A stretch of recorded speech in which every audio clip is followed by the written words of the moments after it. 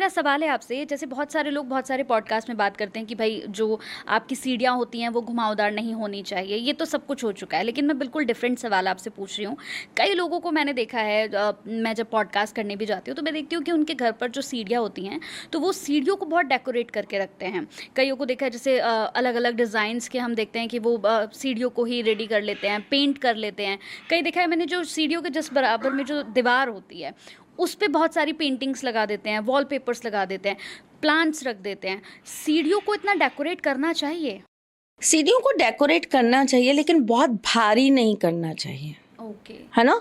क्योंकि सबसे बेस्ट जो सीढ़ी मानी जाती है वो मानी जाती है नॉर्थ से स्टार्ट होके साउथ की तरफ जाती हुई, है ना। आपने घुमावदार सीढ़ी की बात करी तो आप कई कई घरों में देखेंगे ऐसे राउंड राउंड राउंड राउंड सीढ़ियाँ होती हैं। घर के सेंटर में ऐसी सीढ़ियाँ नहीं होनी चाहिए, घर के अंदर ऐसी सीढ़ियाँ नहीं होनी चाहिए। ऐसा क्यों? आपकी जिंदगी को हमेशा घुमा के रखती हैं ये चीज़ें। अच्छा। आपकी ज़िंदगी में उलझनें बढ़ा के रखती हैं ऐसी चीज़ें, आपके रिश्तों में उलझनें बढ़ा के रखती हैं। घर के वास्तु का बहुत प्रभाव पड़ता है आपके साथ में। या तो आप वहाँ की एनर्जी इतनी ज़्यादा बढ़ा कर रखिए कि उस चीज़ का आपके ऊपर कोई असर नहीं पड़े, लेकिन हर कोई हमारी तरह घर में तो नहीं रह रहा, या हर कोई सिर्फ ये वाला काम तो नहीं कर रहा जो हम कर रहे हैं। तो उन्हें तो देखिए अपने टाइम टू टाइम घर से बाहर जाना है, उनकी तो ड्यूटी है, उन्हें 8 बजे रेडी होकर घर से बाहर निकल जाना है, 9 बजे तक वो घर में लौट के आएंगे। दोनों हस्बैंड वाइफ काम कर रहे हैं, बच्चे स्कूल जाते हैं, स्कूल से आते हैं, उसके बाद उनकी ट्यूशन या प्ले उनका अपना ग्राउंड होता है, वो वहाँ चले जाते हैं। कोई सिंगिंग सीख रहा है, कोई स्विमिंग सीख रहा है। तो देखिए बच्चों की अपनी एक लाइफ रूटीन है, तो कौन करेगा पीछे से? कोई है ही नहीं करने वाला। नौकर चाकरों के भरोसे कितना आप काम करवा लेंगे, वो भी नहीं होता। तो आप उस अवस्था के अंदर ऐसी चीजें ना करें, ओके, है ना। सबसे बड़ी चीज जो आपने पूछी बहुत बेहतरीन पूछी है कि क्या हमें अपनी सीढ़ियों को बहुत डेकोरेटिव चीजों से सजा कर रखना चाहिए। आप सजा कर रख सकते हैं, लेकिन भारी नहीं करके रख सकते हैं। सीढ़ियों के पास में जो वॉल होती है, कई लोगों को आप देखेंगे वहाँ वो अपनी फैमिली पिक्चर्स लगा देंगे, कई लोगों को देखेंगे वो अपने अवार्ड्स की पिक्चर्स लगा देंगे, कई लोगों को देखेंगे आप वहाँ पर बहुत सारी अपनी अलग अलग अलग अलग पोजेस की पिक्चर्स लगा देंगे। मत लगाइए, मत लगाइए। वहाँ आप सीनरी लगाइए। वहाँ अगर आपको लगाना है, आप कुछ अच्छे अच्छे जो है वॉल हैंगिंग्स लगा दीजिए। आप वॉल पेपर्स वहाँ यूज़ कर सकते हैं अच्छे, लेकिन आप वहाँ उस जगह को बहुत भारी मत करिए। अच्छा, अगर ऐसा करते हैं, जैसे बहुत सारे लोग करते हैं, तो इससे प्रॉब्लम्स क्या क्या आती हैं? अगर बहुत ज़्यादा, जैसे हमने देखा है कि सीढ़ियों पर लोग गमले रख देते हैं, बड़े भारी भारी गमले हैं, वो सीढ़ियों में कॉर्नर पे लोग रख देते हैं, तो इससे प्रॉब्लम्स क्या आती हैं? बच्चा देखो, ये फिर एक अपने आप में ना बहुत बड़ा एक टॉपिक है, या एक कह लूँ तो एक बहुत बड़ी एक पूरी थ्योरी है।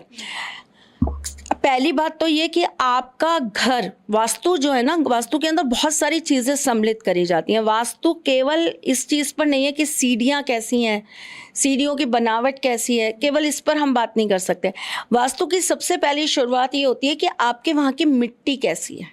अच्छा, उसका गुण कैसा है, ठीक है।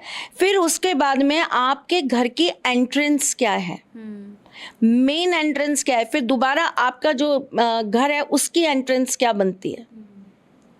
कई कई लोगों का क्या होता है, फ्रंट के अंदर मेन गेट है और फिर उनका ऐसे गैलरी में से जाएंगे और फिर इधर से फिर वो एंटर कर रहे हैं, तो आपका फ्रंट का गेट इधर हो गया और ये वाला गेट आपका इधर हो गया, डायरेक्शन चेंज हो गए दोनों। अब आप किसके हिसाब से लेंगे कि आपके घर की सीढ़ियां कैसे आप वो करेंगे? बिल्कुल सही। उनको आपको भारी रखना है कि आपको हल्का रखना है। तो वास्तु के अंदर ना बहुत सारी चीजें इंक्लूड होती हैं। अगर आपकी दूसरे, चौथे, छठे, 8वें, 12वें घर में नकारात्मक ग्रह बैठे हैं, शत्रु राशि के ग्रह बैठे हैं, यानी कि वो ग्रह बैठे हैं जिनकी शत्रु राशि है वहां पर, तो ऐसी स्थिति में अगर आप अपने घर की सीढ़ियों को भारी करेंगे तो आपके घर के मालिक को, जिसके नाम पर वो घर है, उसको पेट संबंधी बड़ी बीमारी, ऑपरेशन तक होने के योग हो जाते हैं, किडनी लिवर डैमेज होने के योग हो जाते हैं, कैंसर तक होने के योग हो जाते हैं। घर की सीढ़ी के नीचे जो हम लोग स्टोरेज कर देते हैं, चीज़ें भर के रख देते हैं, अगर उस व्यक्ति का 6वां और 8वां भाव किसी भी तरीके से खराब हो रहा है, वहाँ पे जो ग्रह बैठे हैं वो उसको खराब कर रहे हैं, या वो ग्रह के जो उस घर के जो मालिक हैं वो कहीं ना कहीं राहु के साथ बैठ गए हैं किसी भी भाव के अंदर, तो फिर ऐसी जगह पर अगर आप सीढ़ी के नीचे ऐसी चीज़ें रखेंगे तो आपको शारीरिक कष्टों से गुजरना ही पड़ेगा। तो वास्तु आप केवल वास्तु के हिसाब से कैसे देख सकते? वास्तु को तो आप कुंडली से जोड़ेंगे नहीं। ज्योतिष और वास्तु तो एक दूसरे के पूरक है ना, तो आप ये दोनों चीजों को आपस में जोड़ेंगे नहीं। क्या हर किसी का नॉर्थ ईस्ट में बाथरूम खराब हो जाता है? नहीं, नहीं होता है ना। तो बहुत सारी चीजें, क्या पता उस व्यक्ति की कुंडली में वास्तु का कोई असर ही ना हो, वास्तु उसको प्रभावित ही ना करता हो।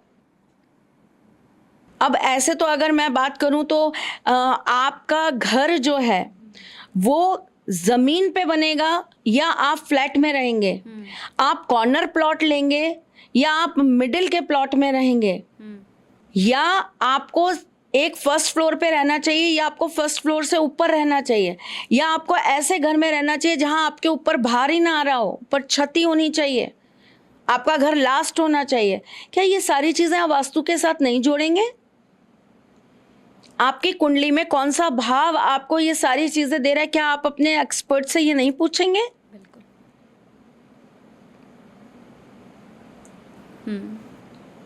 जो लोग अपार्टमेंट्स में रहते हैं, अपार्टमेंट का मेन गेट है, ठीक है, आप उसमें से एंटर हुए, अब आप गए नीचे बेसमेंट में, आपने वहां से लिफ्ट पकड़ी, आप लिफ्ट से सीधा ऊपर आ गए, अब वहां पर 4 लिफ्ट हैं, आपने एक कोई भी जो खाली थी वो लिफ्ट ले ली, अब आप उस लिफ्ट से ऊपर आ गए, वो लिफ्ट का दरवाज़ा खुला, आप अपने घर के अंदर एंटर कर गए। अब आपके घर का जो मुख्य द्वार है जहां आप रहते हैं, आपके घर का जो मुख्य द्वार है, अब आप उसका वास्तु किस हिसाब से करेंगे? क्या आप इग्नोर कर देंगे कि आप अपने प्रीमिसेस में वहां से आए, या आपकी लिफ्ट कहाँ खुल रही है इसको आप इग्नोर कर देंगे? किस चीज को इग्नोर करेंगे? तो वास्तु को बेसिकली हम अकेले नहीं लेकर चल सकते, वास्तु के साथ कुंडली जुड़ी होती है। आपके ग्रह किस तरह के हैं और उन ग्रहों का इफेक्ट किस तरह का आएगा, ये आपको जानना बहुत जरूरी है। यानी कि अपनी कुंडली मतलब आप जब भी वास्तु करें तो पहले अपनी कुंडली भी दिखाएं, कुंडली दिखाने के बाद ही आप वास्तु करें। जो भी अच्छा वास्तु एक्सपर्ट होगा वो बिना कुंडली देखे वास्तु करेगा ही नहीं। वो एक तरफ आपकी कुंडली खोलेगा, उसके बाद आपके घर के वास्तु को देखेगा, उसके बाद बैठकर वो अपने तरीके का चार्ट बनाएगा। ये मशीन्स लेके आप ऑरा चेक नहीं करते भाई, मेरे को तो समझ में नहीं आता। ऐसे ऑरा चेक तो फिर काय बात के वास्तु शास्त्री, आप जो मशीन्स बताएंगे आपको कि उस घर का ऑरा कैसा है, फिर आपकी वास्तु एक्सपर्ट ही कहाँ गई? आप किस प्रकार के एक्सपर्ट हैं? मिट्टी को हाथ रख के पता लग जाता है कि इस जगह का वास्तु कैसा होना चाहिए, इस जगह की दिक्कतें क्या होनी चाहिए। मिट्टी हाथ में लेकर पता लगता है इस जगह का ऑरा कैसा है। उस जगह के आसपास के पेड़ पौधे बता देते हैं कि यहाँ पर कौन सा गुण है, रास्तिक है, तामसिक है, ये बहुत शॉकिंग बता रही हैं आप, क्योंकि मैंने या सात्विक है।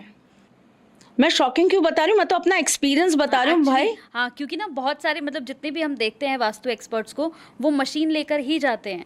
लेकिन ये बड़ी अच्छी बात आपने कही कि बेटा जी, मेरे को ना एक तो हजारों से ऊपर वास्तु कर चुकी हूँ, आज तक किसी भी जगह के वास्तु के एक भी क्लिप, एक भी वीडियो नहीं मिलेंगे आपको सामने। टाइम कहाँ मिलता है आपको कि आप वहाँ जाकर ये मशीन लेकर और ये सब करके आप वो जो ये चेक कर रहे हो और ये सब कर रहे हो। वास्तु देखने का तरीका ही अलग होता है। जब आप वास्तु करने घुसते हो ना, जब आप किसी का वास्तु करने जाते हो, तो आपका उस समय आपका अपने फ़ोन के साथ भी संपर्क नहीं रह पाता। तो जब आप जा रहे हो किसी का वास्तु देखने, आप किसी का वास्तु देख रहे हो, किसी का घर देख रहे हो, उस घर से उसकी बहुत सारी चीज़ें जुड़ी हैं, उसका धन, उसका व्यापार, उसकी वृद्धि, उसकी तरक्की, उसका स्वास्थ्य, उसका परिवार, उसके बच्चे, उसके माता पिता, उसका मान, उसका सम्मान, उसकी आयु, हर चीज तो उस घर से जुड़ी है। वहां जाके आपको ये रील्स बनाने का और ये सब करने का मौका कहाँ मिलता है, कब मिलता है? कितना कुछ होता है स्टडी करने के लिए। बिल्कुल। अगर ढंग से वास्तु किया जाए तो घर के एक एक कोने का एक एक चीज नापी और देखी जाती है।